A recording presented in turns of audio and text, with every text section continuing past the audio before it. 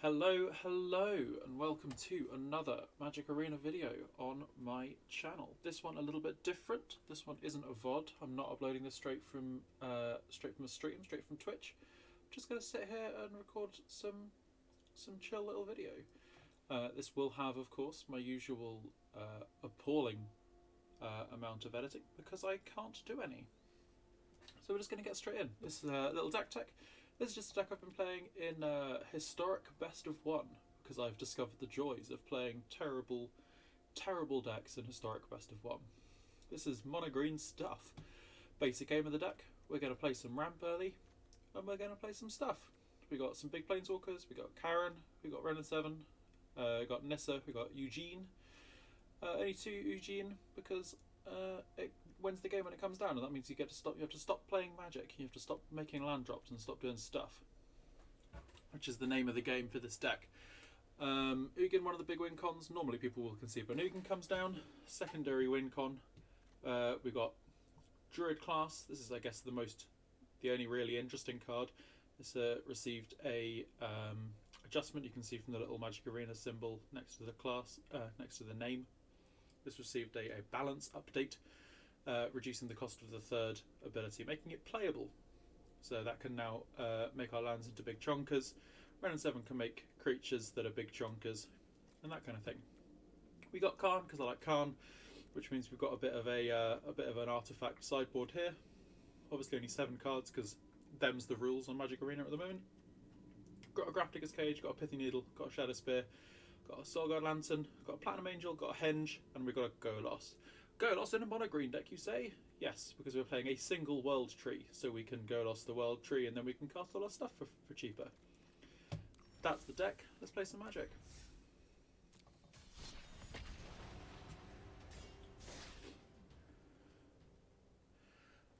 You will also notice, if you have seen any of my videos before, which I hope you have, that I do not currently have a little picture of myself up on the screen. I'm not recording my face because I don't want to subject you to that at the moment. That's not something that anyone needs to see. I'll have it up during a live session, but if this kind of video happens more often, if this video gets any kind of success, more than the usual 3.5 views my videos get, maybe I'll do more of it. Maybe I won't. Who knows? This is just a little procrastination so I don't have to get a little break from working on my dissertation. Let's have a look at my opening hand. Got some lands, got some Druid classes, got a ramp spell, got a Wrenn and Seven. Something I didn't mention during the thing. We're playing Snowlands, so into the north is Rampant Growth. Because Wizards of the Coast decide we're not allowed 2-mana ramp anymore. So I'm going to use the one that's slightly conditional. This hand is fine. We're going to slam a Druid class on 2. Slam a Druid class on 3 with a ramp.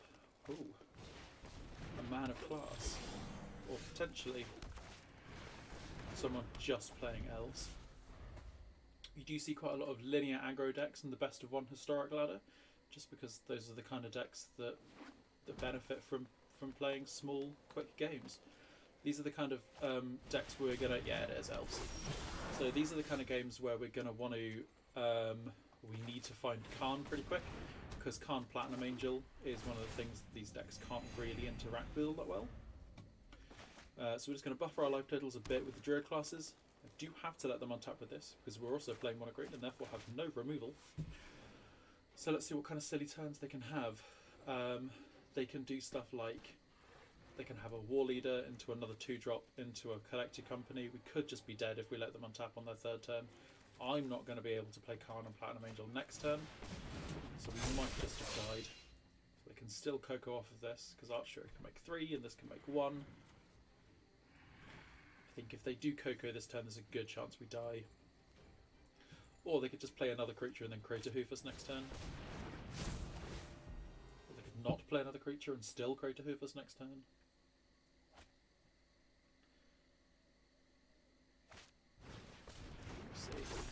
This is easily enough mana for them to create a Hoofus next turn. So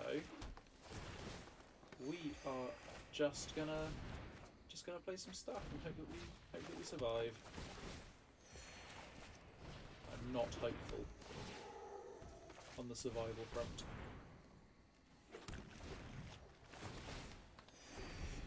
Arboreal Grazer is nice against aggro decks normally, because it can get in the way. It's a 0-3, which is an enormous butt in aggro matchups. This kind of thing, we're just going to chump block with it. Next turn we can make a token with Wrenn and Seven, or we can, if we hit a land, we can make a land into a thing with Druid Class. This doesn't untap the land notably in stage 3 of Druid Class. What's this? I'm just going to take all this. No, Great Henge is an enormous benefit here. We do need to find a Karn pretty quick. If we have a Karn on our next draw step, we might stand a chance of doing something. Cycle this, see if we can find a Karn.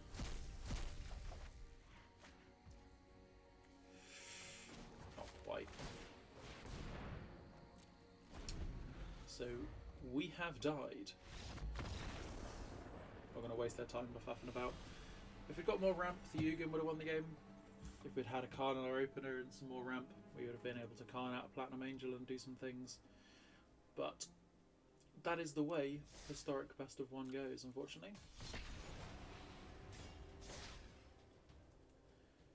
Sometimes you get to play the game, sometimes you do not get to play the game.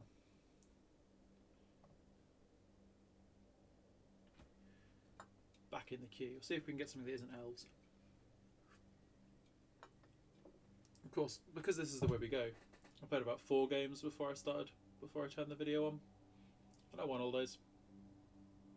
Just from like having the right amount of ramp, having favourable matchups, opponents stumbling, that kind of thing.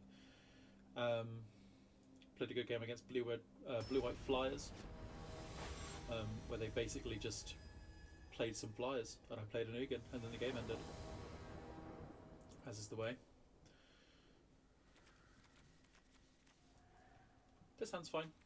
Nissa's Triumph will find us enough lands to play these. Nissa into Ugin is a fine curve. Hope our opponent's playing something mopey.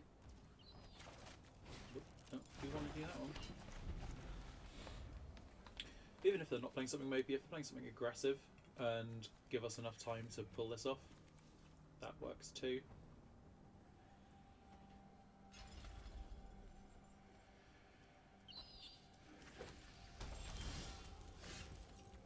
Tapped Blood Crypt, you say? Tapped Blood Crypt from no Lurus, so it's not like an Arcanist kind of thing. Could be like a Seasoned Pyromancer mid-range kind of deal. Could get Croxed here.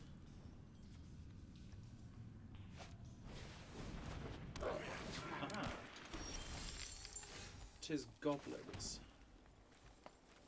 Okay, Goblins isn't that bad.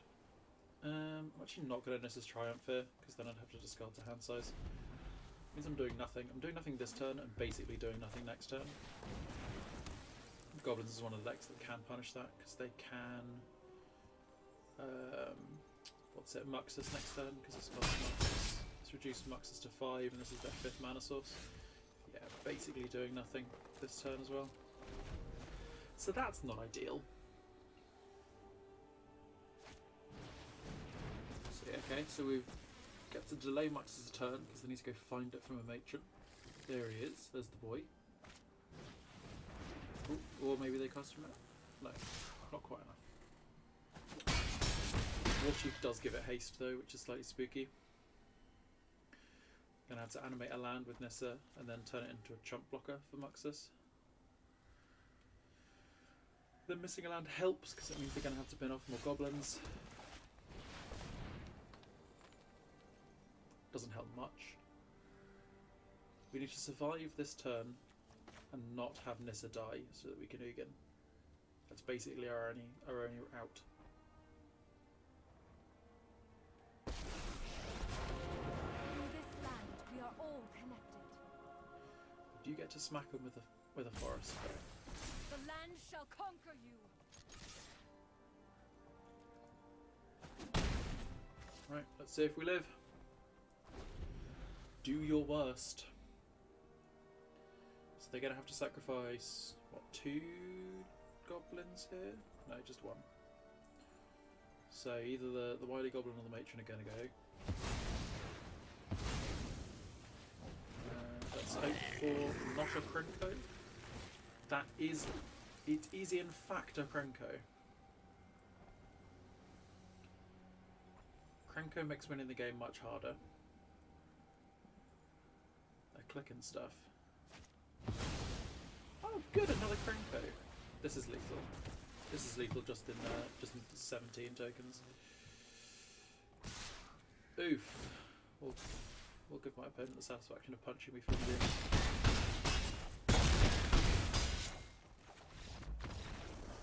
minus 35, eh? Just a casual attack for 47 or whatever.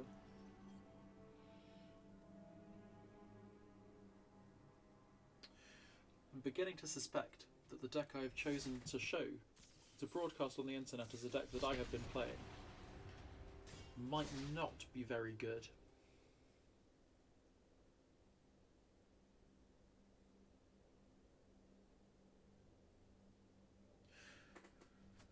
Which does happen. It's a shame that after, what, my last upload was like 6 months ago, because I've been in the middle of doing stuff with uni.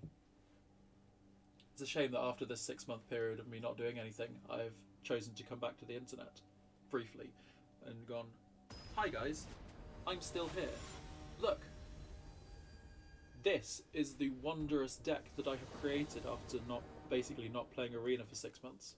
Notice I'm solidly in silver. This has Ramp and Planeswalkers. That's basically the whole thing. Let's do it. It's basically, I've come back after a break and been like, this is my creation. Witness me. And it's basically shit. Oh good, elves again. This time I have Karn. Karn will help. Just gonna basically just find Platinum Angel as quick as I can. Where are you? Now we just need to make land drops. Because I don't think they can kill this. Unless they're playing a Reclamation Sage, which would suck. It's one dead card. Farewell, and thank you for the lesson. Can I explore? Okay, well, we're not going to explore again, that's for sure. That sucked. Oh no, we might just die. We might just die. Oh shit. I need to answer the door. This makes for a great part of a YouTube video. I'll be back in 1 second.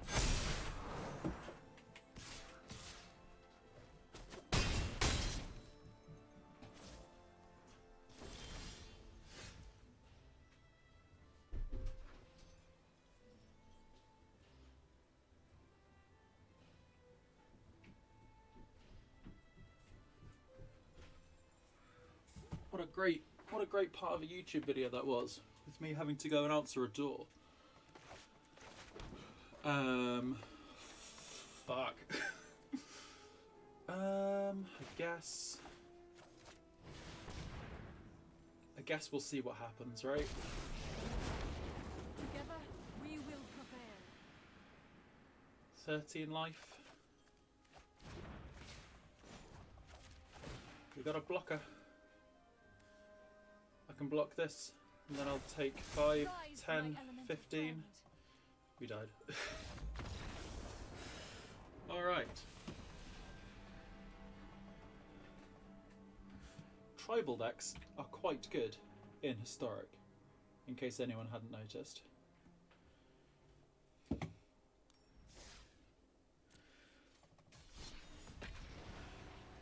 At least, the one positive from this, no one can accuse me, ever, of picking and choosing good games and splicing them together so that you don't notice. Partly because I don't have the ability to do that. If I did have the ability to do that, sure as shit none of you would be seeing this bit. Sorry if you can hear me opening a thing. I bought from someone online.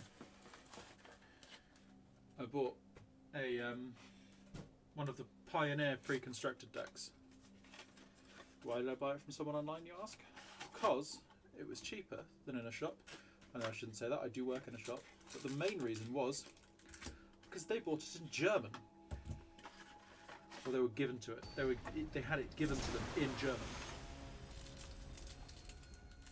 And they don't speak German. And I barely speak German. But I have been playing the game for about 15 years. Not 15 years. 12 years? What's the date? 10 years.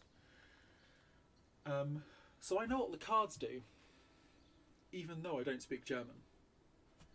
So I now own a German omniscience, which, in case you're interested, is called Allwissenheit.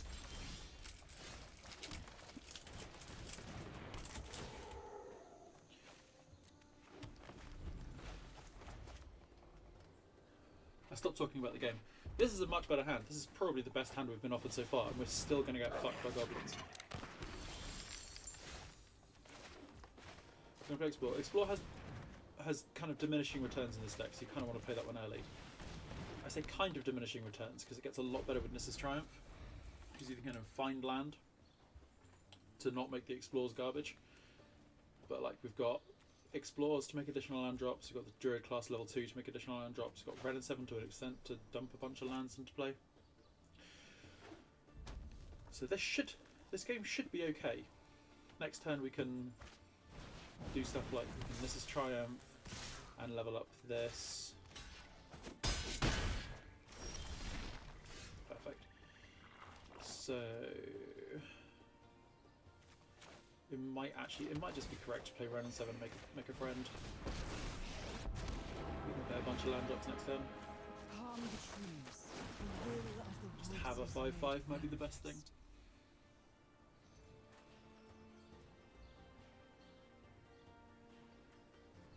We will see.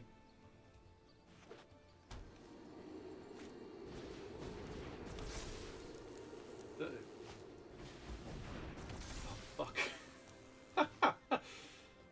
This is a very, very good goblin. This is from the new D&D set. It's probably been out quite a while. I forget. Oh no, that's not what we wanted. Okay, so sometimes Wrenn and 6 draws you lands, sometimes Wrenn and 6 decides that you don't actually want lands, you want to mill a whole bunch of cards. And I don't really have a way of recovering lands, so they're just kind of gone forever. Or recovering cards that have been milled. Now we just need to draw an Ugin. So the downside of only playing 2 Ugin, I should be playing 4. I should probably be playing 4 Ugin and no Harmonizers. But I like playing Harmonize. And games are more fun when you don't just have Ugin all the time. Does my opponent want to feed one of their goblins into my tree? Yes. Yes? They're going to murder my Wrenn and 7.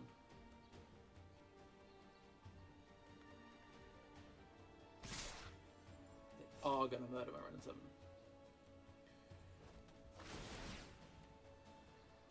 Oh god, and this is making enormous creatures. Tutus. They're attacking me. Okay, so we're going to murder one of these Battlecry Goblins. They're going to activate this anyway to give all their things +1/+0, so I don't really want to chump block with Grazer. Wrenn and 7's dying anyway, that's fine. We might see the Goblin Plan B or C or whatever this is come out to a greater effect now. Hit me for a chunk of damage because they've got a lot of creatures in play. Just a Krenko on its own is probably devastating next turn if it happens. Ooh boy. Funny, if they'd attacked with this Goblin Chieftain, they would be dead on this attack. Might be worth crunching in to make them chump with the Goblin Chieftain actually.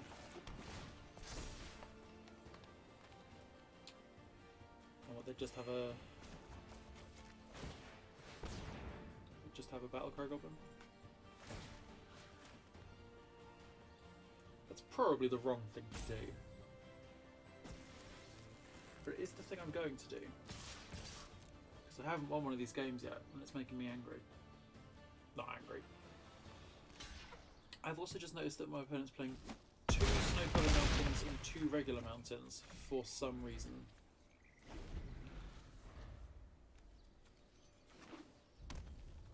Can't imagine what that reason is.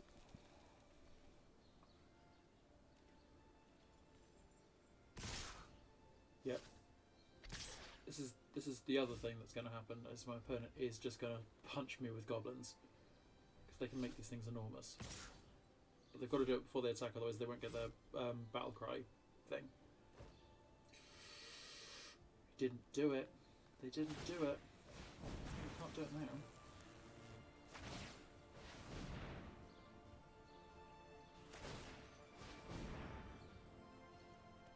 This is what, 9? I can take 9.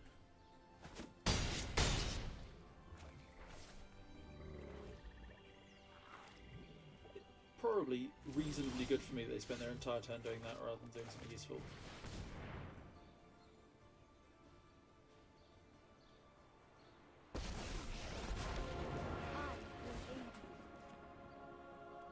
Do I smack in again? Harness the elements. I think Smork. They have to chump block both of these.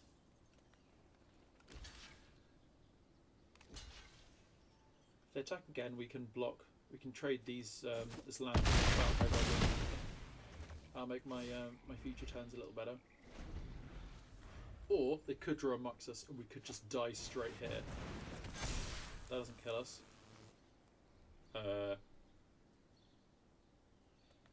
Fuck, does that kill us? No.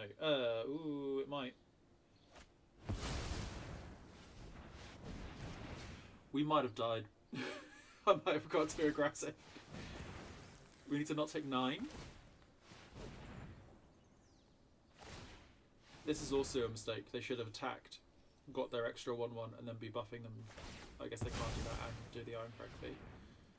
Did I die? Fuck, I died. I take 13. 14. Fuck!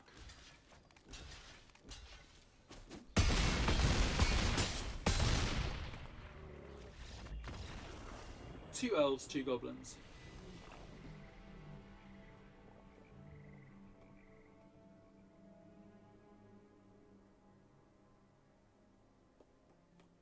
Yeah, cool. Cool. Well, that's probably enough of that. This one. Cool. So, yeah, hopefully I've inspired you to not try this deck out for yourself, because it was fucking appalling. This should be this. I'm just going to change this now, because this is terrible. This should just be this, and you should just commit to playing Ugin, because Ugin's the best card in the deck. And it should probably just look a bit more like this. Hopefully you have enjoyed watching me get my face smashed in repeatedly by some angry tribal decks. If you have, let me know. Give the video the attention or whatever. Appease the YouTube algorithm. If you have a deck that you would like me to play, drop me a comment in the comments, and I'm sure I can work something out of how you can get access. Give me access to it or something. I'm basically up to try anything, as I have proven today by playing this garbage. Yeah, hopefully you've all had a reasonable time. Stay safe, stay inside, all that gub. And I might see you later. Maybe it's later this week, maybe next week, maybe whenever I put another video up. Anyway, I will catch you all later. Ta-da, bye.